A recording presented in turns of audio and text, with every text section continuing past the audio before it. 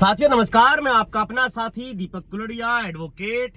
साथियों, नेठराना प्रकरण जो अभिषेक का मर्डर हुआ उसको लेकर के नेठराना गांव के लोगों में एक शंका है, या फिर यूं कह लीजिए कि बहुत से एक तबके में गलतफहमी है।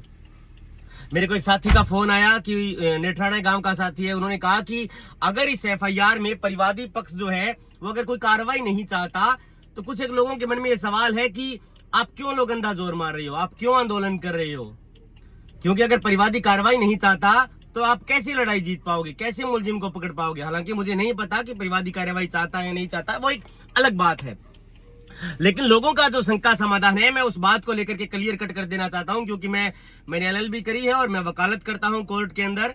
तो मैं आपको इस बात को लेकर के कह रहा हूं कि एफआईआर जिस व्यक्ति ने कराई है अभिषेक को लेकर के, अभिषेक की एफआईआर 103 में दर्ज हुई है, यानी कि जो 302 की धारा है वो अब 103 बीएनएस में चली गई है। तो साथियों, इस मामले में अगर परिवादी ने जो एफआईआर कराई है, उनके घर वालों ने अगर वो कार्रवाई नहीं चाहते तो भी मुलजिम को पुलिस को गिरफ्तार करना पड़ेगा, क्योंकि इस प्रकार के मामलों में ना तो कभी राजीनामा हो सकता है और इस प्रकार के मामलों में ना परिवादी के ये चाहने पर कि मैं एफआईआर में कार्रवाई नहीं चाहता, ऐसा नहीं होता, ऐसा नहीं चलता। एफआईआर हो गई, इसका मतलब पुलिस पर दबाव बनाइए कि आप मुलजिम को पकड़िए।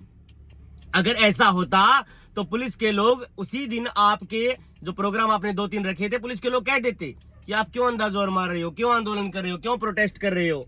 ऐसा नहीं होता। कानून की किताबों में ये कहा गया है, ये लिखा गया है कि FIR can not be quashed in serious kind of matter. FIR quashed भी नहीं करा सकते आप सीरियस मैटर्स में, जैसे 376 हो गई, 302 हो गई। इस प्रकार के मामलों में राजीनामा नहीं चलता है सर। इस प्रकार के मामलों में अगर एफआईआर दर्ज हो गई तो मुलजिम को गिरफ्तार करना पड़ेगा पुलिस को। जितना दबाव गांव के इलाके के लोग बनाएंगे पुलिस के ऊपर, तो डेफिनेटली अच्छा है, पुलिस के लोगों से ही सवाल करेंगे।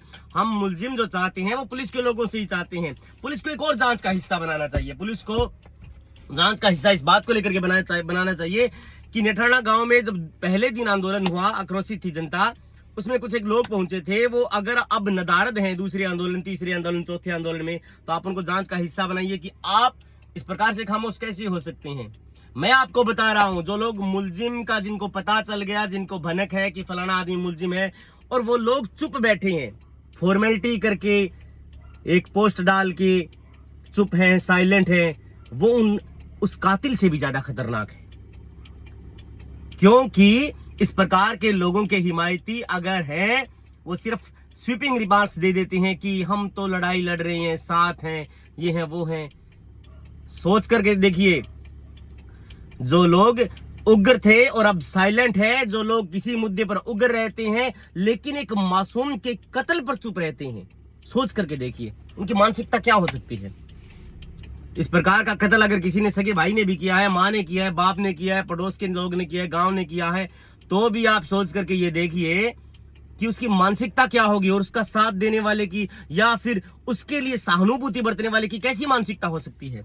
किस प्रकार का समाज का निर्माण कर रहे हैं सर हम। इसीलिए आप उन लोगों से सवाल करिए जो लोग चुप हैं, जो लोग खामोश हैं, आप उनसे भी बोलिए कि आप आंदोलन में आइए, आप न्याय की लड़ाई लड़िए। आप फॉर्मेलिटीज नहीं कर सकते। अगर करते हैं आप इस प्रकार की फॉर्मेलिटीज तो लोग आपको भी एक्सपोज करेंगे, लोग आपसे भी सवाल करेंगे, लोग आपको संदेह की दृष्टि से देखेंगे।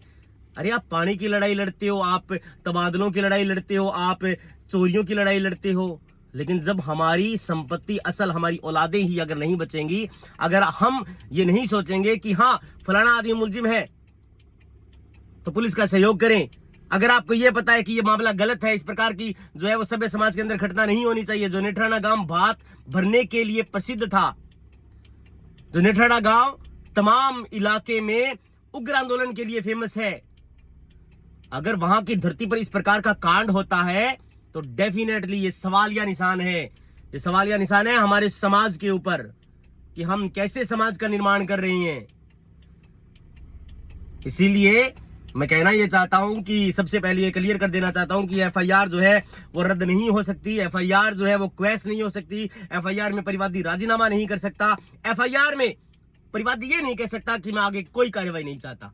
इसीलिए तमाम साथियों को ये मैं कह देना चाहता हूं कानूनी रूप से कि आप तो लड़ाई लड़िए, आंदोलन लड़िए उग्र रूप से, और आप शांति बनाए रखिए, अपने लहजे में उग्रता रखिए, लेकिन किसी की जो है वो शांति भंग ना करें, क्योंकि हमें पुलिस को कोऑपरेट करना है। अगर पुलिस अपना काम ठीक से नहीं करती है तो हमारे पास प्रोटेस्ट करने का ही रास्ता है, हम इसके अलावा कुछ कर भी नहीं सकते, चाहे वो हमें जो है वो वहां पर पड़ाव डालना पड़े या फिर हमें प्रदर्शन करना पड़े।